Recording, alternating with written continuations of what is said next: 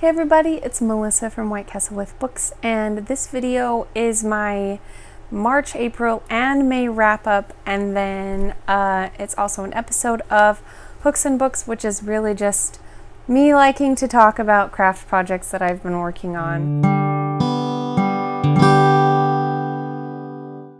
So I'll start off with the craft that I've been working on. I didn't actually finish this craft in March, April, or May, I don't think. Pretty sure I finished it in June. We got sick. I don't know exactly what it was, but I was down for a solid 2 weeks. It was absolute misery, but because I was grounded, we did just a self-quarantine to make sure that we weren't spreading any germs we didn't want to spread. We were home for, we actually were home for almost 3 weeks.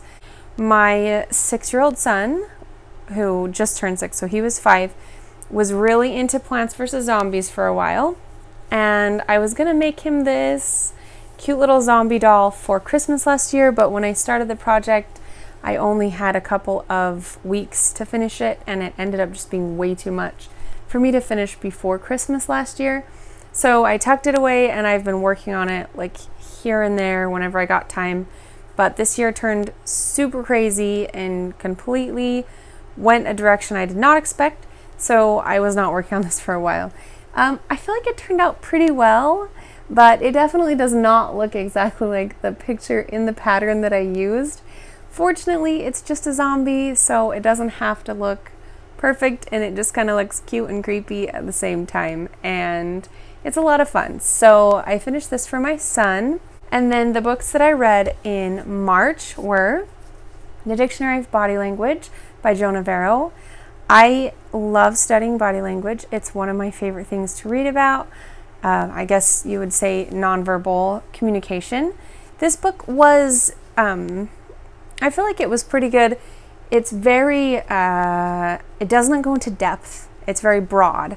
So there's a lot of like little bits of information on different things. So there are sections, this section is on the eyes, and then it just goes through and has things like relaxed eyes, quivering under the eyes, blink rate, and then it has little teeny paragraphs that can tell you what those nonverbal communications could possibly mean. And so it wasn't super in depth, but it's kind of useful that way because it's more like a quick reference guide. And I feel like that's useful, especially if you want to be telling stories. You can understanding nonverbal communication, I feel like, can enhance my writing. So I did enjoy this book. I'm also reading another one by Jo Navarro, and I do feel like he really knows his stuff. So I'm excited to finish the book that I'm reading now. I feel like it's more in depth. I also read, this is not in order I don't think, but I read the book Scavenger, or Book Scavenger, by Jennifer Chambliss Bertman. And this book was recommended to me because the project that I'm currently working on in my writing has some kind of puzzle solving a little bit. And so I enjoyed reading this because it showed me how I can kind of balance putting puzzles in my book without having it become too much. I feel like they did pretty well with this. There was some, why can't I think of the word? Like encryptions or whatever, the codes that they kind of had to figure out, but it was not so much that like it overtook the story. There was still plenty of story and character development, so I really enjoyed this book as well. I also read The Offlimits Rule by Sarah Adams. This is the first Sarah Adams book that I've read, and then since then I think I've read 3 more. I don't know how she writes them so quickly because I feel like she does a fantastic job. I believe she is an indie author, but I don't quote me on that because I can't remember for sure. And I really enjoyed this book. I thought it was funny and engaging and just kind of a cute romance. If you're not into romances, don't read it because it's definitely just a romance novel. I also read The Match by Sarah Adams, same author. And I'm trying to remember if these two were connected. A lot of her books kind of take place around each other or with characters that know each other. Can't remember if those two are connected, but this one was fun too. I don't think I liked it quite as much as the Offlimits Rule, but I really enjoyed it.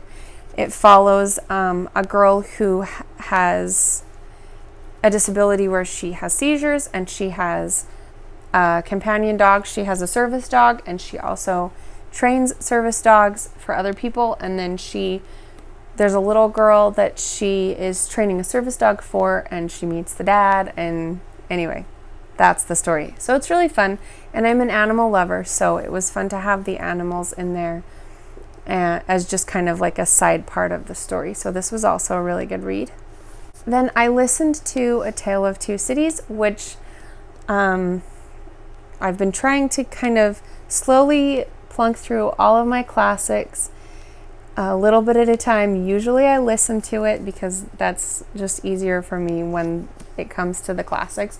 This book was unexpected, and I've heard so many people say that it has such a slow beginning and that it's boring until the very end, which maybe that really tainted the way that I listened to it. I was expecting to just be completely bored until the very end, and that did not happen for me. I enjoyed the entire book, although it definitely is kind of slow, but I still really enjoyed it, and I love / was super sad at the end. So yeah, I mean, if you haven't read it, it's always a good idea to read the classics. I also read The Whole Brain Child by Daniel J. Siegel and Tina Payne Bryson. I actually listened to this book as well. I listened to this one. And it's Revolutionary Strategies to Nurture Your Child's Developing Mind. I did really like this book. Up until this point, my favorite parenting book was It's Okay Not to Share and It's Okay to Go Up the Slide. I think that's the title of that book, which are really good books. But I felt like this one had a more maybe like scientific approach to parenting. It had science to back up a lot of their theories and their proposals for parenting techniques. And there's some really good information in here. But as I'll show you in a little bit later, because I read another one by them. This is not my favorite book by these authors. I feel like it's still a really good read, but I probably will just read it once.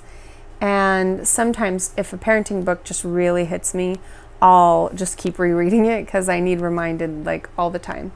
So I still recommend it. It's just not my absolute favorite book by these authors. And I also read Oathbringer by Brandon Sanderson in March. This is actually a reread for me, but I hadn't read it or listened to it in several years. So it's really good to get, well, not several years, but it was really good to be reminded of this story. I think this is probably my favorite in this series so far, but I have not read Rhythm of War yet. I basically just binged for me, read through the first 3 books in the series before Rhythm of War came out, or right as Rhythm of War was coming out, and then I was going to just listen to Rhythm of War right after. But by the time I had listened to all 3 of those books, and I was like 130 hours into listening to them, I just needed a break, and it was at a really difficult time. So I have heard some things about Rhythm of War that made me think it would be better for me emotionally to wait until I was a little bit more stable, maybe, ready to listen to it. So I'm kind of putting it off. I plan on listening to it soon. Some people, I think it's their favorite in the series, but I don't know that it will be mine just because of the heavy themes that I've heard are going to be in it. But I'm just going to wait till I read it to judge. So if you haven't read any Brandon Sanderson, he's one of my favorite authors and I highly recommend him. But I do really like the Stormlight Archives. I love them. They're just really heavy. I mean, literally and figuratively heavy themed books. So sometimes I have to take a break between them so that I can emotionally prepare to read the next one. Those were all the books that I read in March, and then April and May were really, really unimpressive reading months for me. I did read 2 books in April. The first one I read was The Enemy by Sarah Adams. And I liked this book. I thought it was funny. It's not my favorite of hers. This one is really good, though. It follows 2 characters who have known each other since high school, and then they meet several years after they've graduated, and they've got different lives going on. And they kind of had like a competition thing going on in high school that they apparently have not been able to let go of, even in adulthood. So it's super funny and cute, and one of the main characters is a baker and makes donuts, and I love to bake, so I could relate to her as well. So this was a really fun read. Also in April, I read No Drama Discipline. This is the other parenting book I was talking about by the authors Daniel J. Siegel and Tina Payne Bryson, and this is currently my favorite parenting book. I'm on my 3rd read through the book, and I plan on just reading it till I basically have it memorized. It's No Drama Discipline, the whole brain way to calm the chaos and nurture your child's developing mind. And I just feel like the information in here is really comprehensive and beneficial if you want to actually be able to make changes in your parenting style. It feels like it gives you techniques that you can use, that you can actually use on a daily basis. And it also feels like it backs it up with science and reasoning that really makes sense to me. So I love, love, love this book, and I highly recommend it to anybody who is a parent or a caregiver of children that wants to improve their ability to connect and communicate and discipline children. Which one of the things they stress in this book is that the word discipline is actually means teacher, or that they are your disciple or somebody that is learning from you. And that really gives me a new perspective on my discipline techniques, because it's a teaching moment when you are disciplining a child. It's not about just punishment, which is usually what people focus on. And I know for myself that that's easy to do. It's kind of just what we naturally do. So it really helps me to refocus in the moments when I am trying to teach my children the way that is acceptable for them to behave. So I highly recommend this book. And the only book that I read in May was Bleak House. It is a big book, and I listened to it and I really enjoyed it.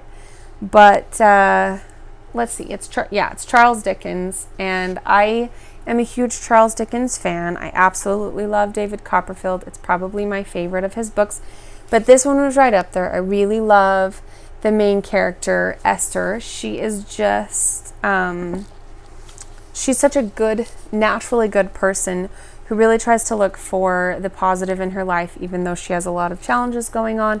And she's always really grateful for the blessings that she can find, and that she just looks for blessings in her life. So despite all of the tragedies that she goes through and tragedies that happen to other characters in the book, I still felt like this was a really uplifting read, because it just had that feeling of hope even through the challenges that these characters were facing. So this was really good for me to read this year, and I did really enjoy it. It's just another awesome Charles Dickens book. So that's it for my wrap up for March, April, and May of 2020. I hope you guys enjoyed this video. If you did, please give me a thumbs up and subscribe to my channel and hit the notifications bell so that you can see the content that I post. I appreciate the support, and I will see you in my next video.